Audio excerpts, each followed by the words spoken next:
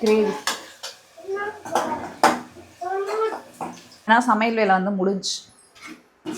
Gravy இது gravy கிடையாது, சும்மா எதுவுமே இது பண்ணாமல் தேங்காய் பால் மட்டும்தான் ஊற்றிருக்கேன். அப்படியே வதக்கி பொடி மட்டும் போட்டு தம் போட்டிருக்கேன். இன்னும் எடுக்கலை, இப்போ தான் பார்க்க போகிறேன். கல்லே சூடாயிடுச்சு.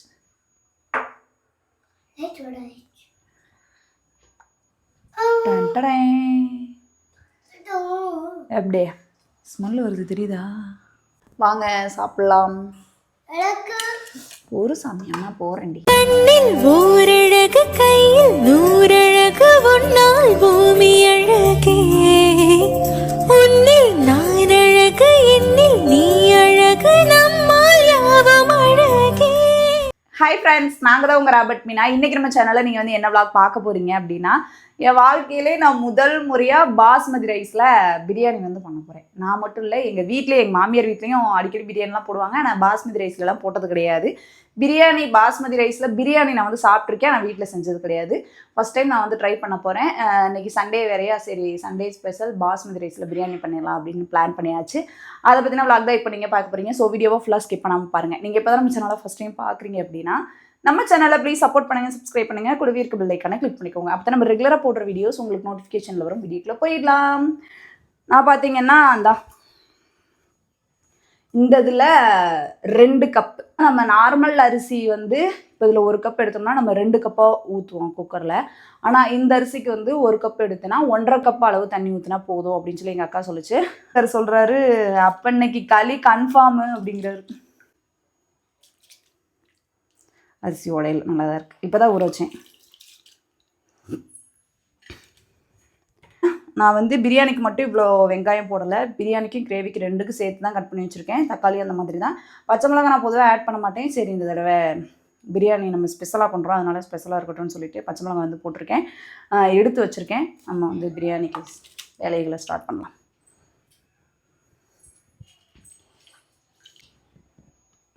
எண்ணெயை வந்து ஆட் பண்ணிக்கலாம். உள்ளே என்ன மீனா கிடக்குது அப்படின்னு நினைப்பீங்க. இது வந்து இந்த பாட்டிலோட வாசர் தான். ஸோ நீங்கள் எதுவும் நினச்சிக்காதீங்க.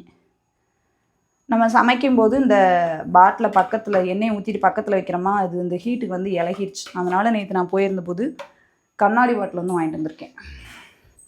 எண்ணெய் இந்த எண்ணெய் வந்து பத்தாதனால இன்னும் கொஞ்சம் எண்ணெய் ஊற்றிக்கலாம்.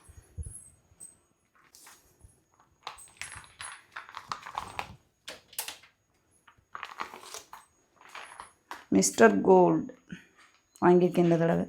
நான் எப்போயுமே கடையில் தான் வாங்குவேன், எண்ணெய் கடையில் செக்கெண்ணெய்ன்னு சொல்லுவாங்களா, அந்த எண்ணெய் தான் வாங்குவேன். இந்த தடவை தான் இந்த எண்ணெய் வாங்கிட்டு வந்திருக்கேன். ஊற்றியாச்சு.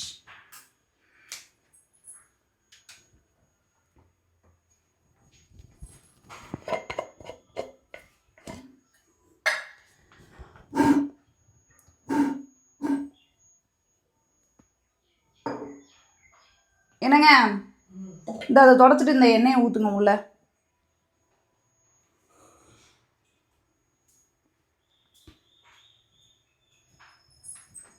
இதை லைட்டாக ஒரு தொடச்சிட்டு நான் பிடிச்சிருக்கேன். போயிட்டோம். இந்த அங்கே வச்சுருக்கேன் பேர். இதை யூஸ் பண்ணல, துவைச்சிட்டு கருவை வந்து தொடச்சி கொடுத்துட்டாங்க. அதுக்கப்புறம் தான் நான் ஆயிலே ஊற்றுறேன். இதில்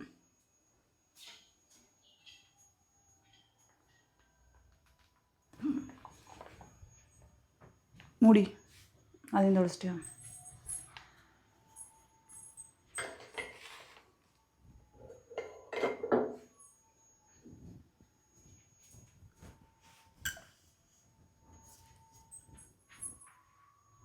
இப்போ பார்த்திங்கன்னா எண்ணெய் வந்து காஞ்சிருச்சு. நான் ஒரு 2 ஸ்பூன் நெய் வந்து ஆட் பண்ணிக்கிறேன்.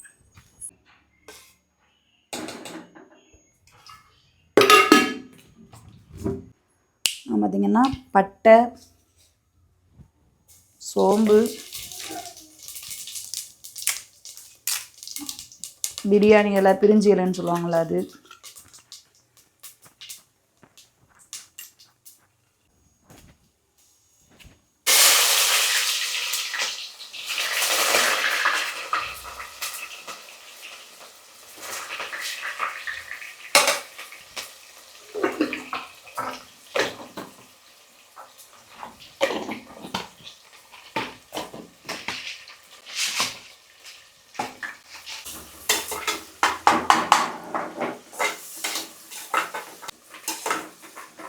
ஸ்டேஜில் நான் கருவேப்பிலை ஆட் பண்ணிக்கிறேன்.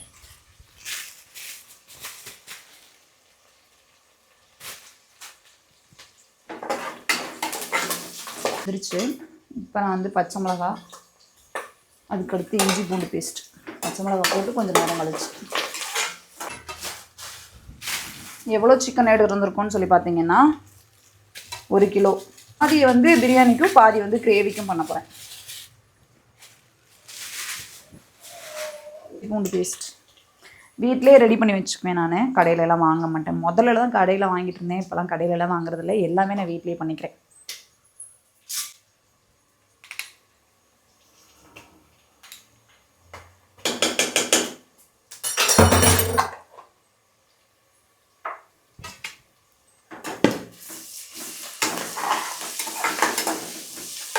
இஞ்சி பூண்டு பேஸ்ட் போட்ட உடனே லைட்டாக அடி பிடிக்கிற மாதிரி இருக்கும். அதனால் நம்ம கிண்டிக்கிட்டே இருக்கணும்.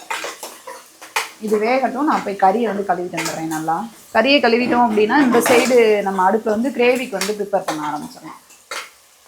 இப்போ நான் வந்து தக்காளி கம்மியாக தான் தக்காளி போடுறேன். தக்காளி எப்பவுமே நான் பொடிசாக கட் பண்ணுவேன். ஆனால் பிரியாணிக்கு எப்படின்றதுனால கொஞ்சம் பெருசாக கட் பண்ணியிருக்கேன். இது ரெண்டுக்குமே, கிரேவிக்கும் பிரியாணிக்கு ரெண்டுக்குமே சேர்த்தே நான் அவ்வளோதான் தக்காளி போடுறேன்.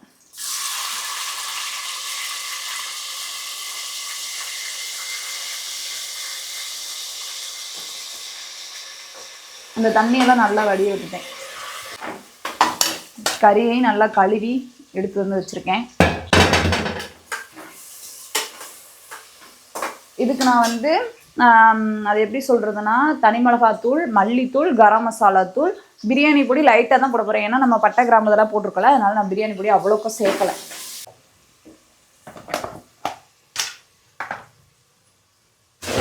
புதினா என்னங்க நீங்கள் கொடுத்த புதினா அது சமைக்கிறதுக்கா?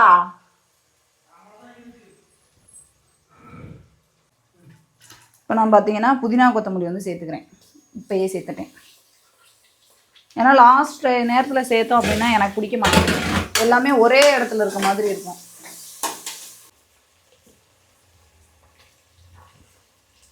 தனி மிளகாத்தூள்,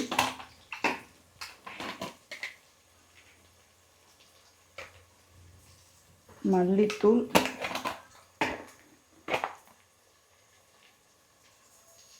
கரம் மசாலா,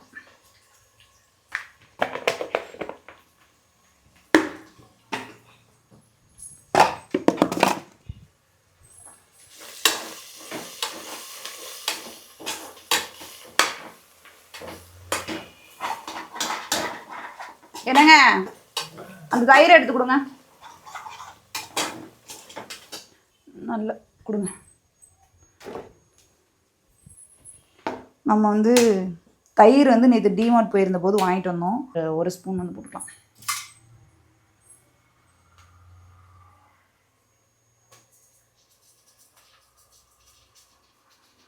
நல்லா இருக்கு. அதனால நான் 2 ஸ்பூனே போட்டுக்கிறேன். கெட்டியாக இருக்குது தயிர்.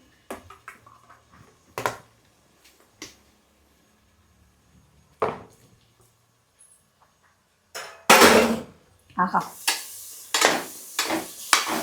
நல்லா கிண்டிட்டு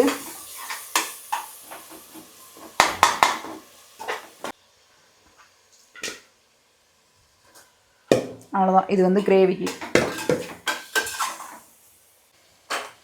இப்போ இந்த அடுப்பில் பார்த்தீங்கன்னா நம்ம வந்து கிரேவிக்கு வந்து ரெடி பண்ணிடலாம்.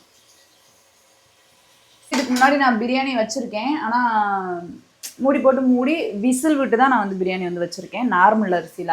பாஸ்மதி ரைஸில் முதல் முறையாக தம் போட்டு வைக்க போகிறோம். நம்ம எண்ணெய் வந்து காஞ்சிருச்சு. இப்போ சோம்பு பட்டதெல்லாம் போட்டு கிரேவிக்கு தேவையானதெல்லாம் ரெடி பண்ணிடலாம்.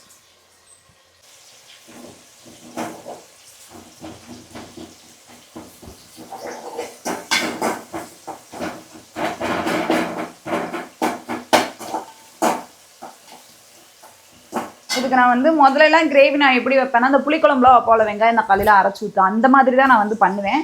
அதுக்கப்புறம் போக வந்து அது வந்து நார்மலாக சாப்பிட்ற மாதிரி தான் இருக்க மாதிரி எனக்கு தோணுச்சு. நார்மலாக புளிக்குழம்புல கொஞ்சம் கெட்டியாச்சுன்னா நம்ம எப்படி சாப்பிடுவோமோ அந்த மாதிரி கொஞ்சம் கறி ஸ்மெல் வந்து அது வேறு டேஸ்ட் மாதிரி இருந்துச்சு. அதுக்கப்புறம் தான் போக அதை கொஞ்சம் கம்மியாக அரைச்சி ஊற்றி டேஸ்ட் பார்த்தேன்.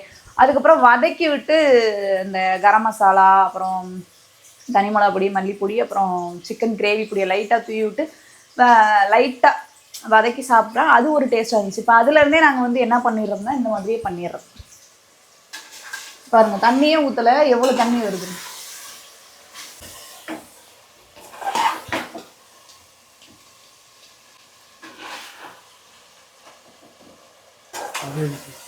கிரேவி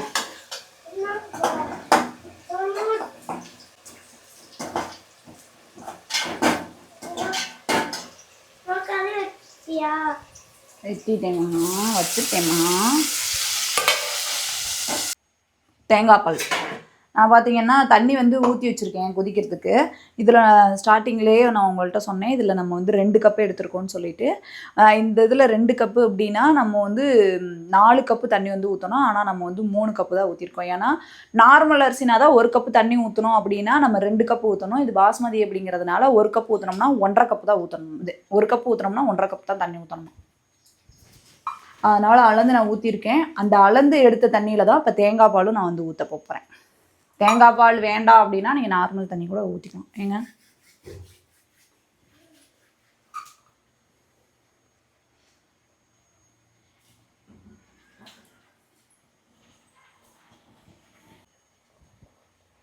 நல்லா கொதிச்சு வந்து ஓரளவுக்கு கறி வெந்ததுக்கப்புறமா நம்ம அரிசியை தூக்கி கொட்டி அரை வேக்காட்லேயே நம்ம வந்து தம் போட்டுருவோம். அளந்து வச்ச பாதி தண்ணியில் தான் தேங்காய் தண்ணியை மிக்ஸ் பண்ணியிருக்கேன். இப்போ தேங்காய் தண்ணியை நான் ஊற்றிக்கிறேன்.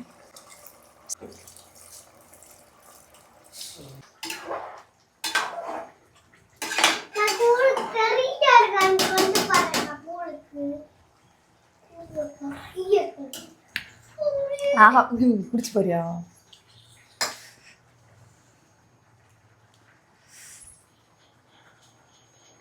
இது வேற நல்லா வேற வந்திருக்கு. சோறு எப்படி வர போறது தெரியல. முத வேற ட்ரை பண்றதுல பெருமையா பல வருஷம் செஞ்ச மாதிரி vlog வேற.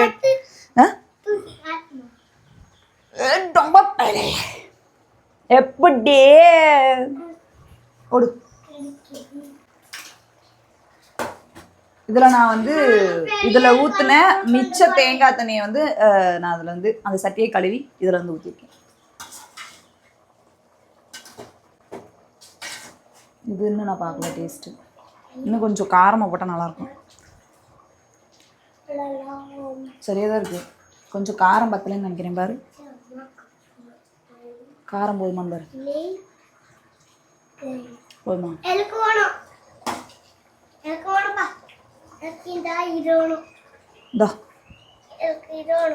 அதுதான் வேணுமா?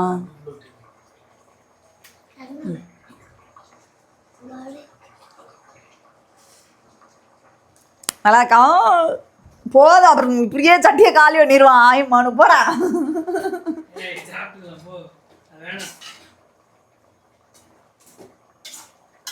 பார்த்தீங்கன்னா நல்லா கொதிச்சிருச்சு. நான் ஏன் கொஞ்சம் நேரம் வெயிட் பண்ணேன் அப்படின்னா தண்ணி கொஞ்சம் நிறைய ஊற்றிட்டோமோன்னு ஒரு ஃபீலு, அதனால் வெயிட் பண்ணேன். இப்போ வந்து சரியாக இருக்குமாங்க? இல்லை இன்னும் கொஞ்சம் நேரம் புட்றா.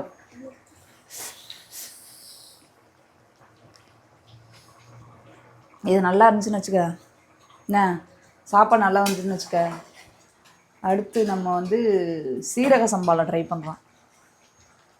எங்கள் அக்கா என்ன சொன்னாங்கன்னா பாஸ்மதி ரைஸை விட சீரக சம்பா அரிசி பயங்கர டேஸ்ட்டாக இருக்குது, இது சும்மா சக்கையாக தான் இருக்கும் அப்படின்னு. என்னோட ஆசை, சரி நம்மளும் வீட்டில் செய்யணும் அப்படின்னு எத்தனை தடவை கேட்டிருப்பேன். டிமார்ட் போகிறப்பெல்லாம் கேட்டேன். இப்போயுமே ரொம்பலாம் வாங்கி கொடுக்கல, ஒரு 1/2 கிலோ வாங்கி கொடுத்தாரு. எங்கள் வீட்டுக்காரர் என்ன சொன்னார்னா ஒரு டைலாக் சொல்ல, மீனா நீ வர குக்குன்னு நினச்சிட்டு இருக்க, நீ குக்கு இல்லை மீனா கொக்கு. ஆனால் முதல்ல கிச்சனுக்குள்ளே வர்றதுக்கே பிடிக்காது. ஆனால் இப்போல்லாம் சமைக்கணுன்ற ஆசை தான் அதிகமாக இருக்குது. இந்த ஒரு வாரமாக நானே என் பையனுக்கு ஸ்நாக்ஸ் செஞ்சு கொடுக்குறேன்.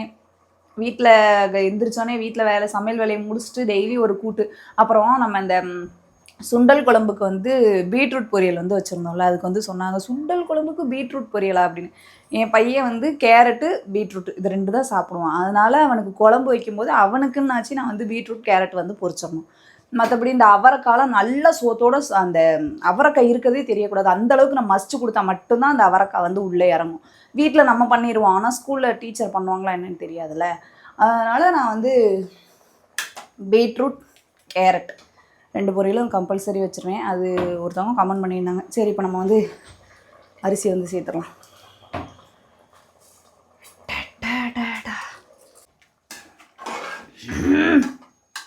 தண்ணி ரொம்ப இருக்கோ இல்லை இப்படிதான் இருக்குமா தெரியல.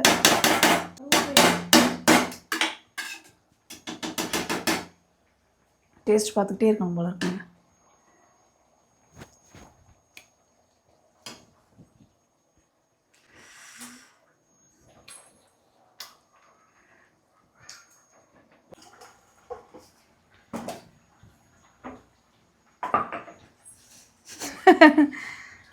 வெற்றிகரமாக வந்துச்சுன்னு வச்சுக்க. ஏன்னா சமையல் வேலை வந்து முடிஞ்சு.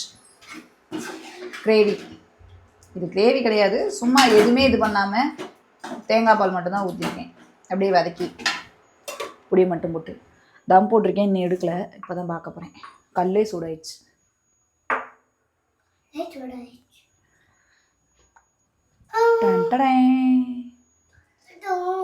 அப்படியே ஸ்மெல் வருது தெரியுதா? நம்ம கிரேவி ஒரு நிமிஷம் இவன் ஒருத்தேன் பாரு எப்படியே ஓடு. உதிரி உதிரியாக வருதா என்னன்னு தெரில. நம்ம வந்து நெய் லாஸ்ட்டை ஊற்றாமல் முதலே ஊற்றிட்டேன். பொருங்க கொஞ்சம் சூடு ஆறட்டுமா? இது மாட்டேங்குது. ஒரு சாமி அம்மா போடுது. இங்கே பார்த்தீங்கன்னா தயிர் வெங்காயம் தானே இது பேர், தயிர் வெங்காயம். இப்போ நம்ம வந்து சாப்பிட்லாம். ஏன்னா இவனுக்கும் பொறுமை பத்தாது, எனக்கும் பொறுமை பத்தாது. ஸ்மெல்லு வேறு நல்லா வருதா? உதிரி உதிரியாக வந்தாலும் சரி வராட்டியும் சரி உள்ளே இறங்குறது தானே, நம்ம போய் சாப்பிட்லாம். போலாம் வாங்க, எனக்கு பசிக்குதுங்க. வாங்க சாப்பிட்லாம். ஒரு சாமி அம்மா போகிறேன்டி.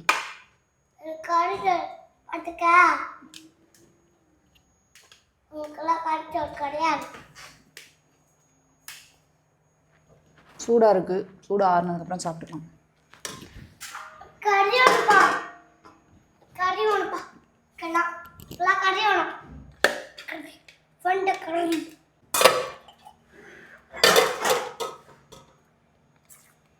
தயிர்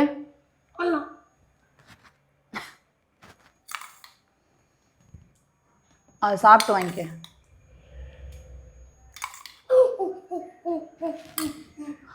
கூலிங்காக தான் இருக்குது, நடிப்ப நீ அப்படியே. வாங்க சாப்பிட்லாம். முதல் முறையாக பாஸ்மதி ரைஸில் நம்ம வந்து பிரியாணி வந்து செஞ்சுருக்கோம்.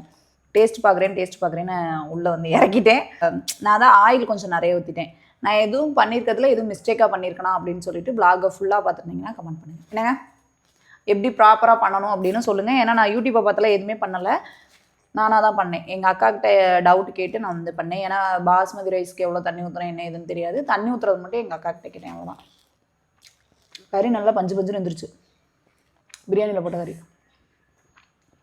ஓகே ஃப்ரெண்ட்ஸ், இந்த விளாக் நம்ம இதோட முடிச்சுக்கலாம். இந்த விளாக் உங்களுக்கு பிடிச்சிருக்கும்னு நாங்கள் நினைக்கிறோம். பிடிச்சிருந்துச்சு அப்படின்னா நம்ம சேனலை போய் சப்போர்ட் பண்ணுங்கள், சப்ஸ்கிரைப் பண்ணுங்கள், கூடவே இருக்க பெல் ஐக்கானை கிளிக் பண்ணிக்கோங்க. அப்போ தான் நம்ம ரெகுலராக போடுற வீடியோஸ் உங்களுக்கு நோட்டிஃபிகேஷனில் வரும். நெக்ஸ்ட் விளாகில் பார்க்கலாம். டாடா.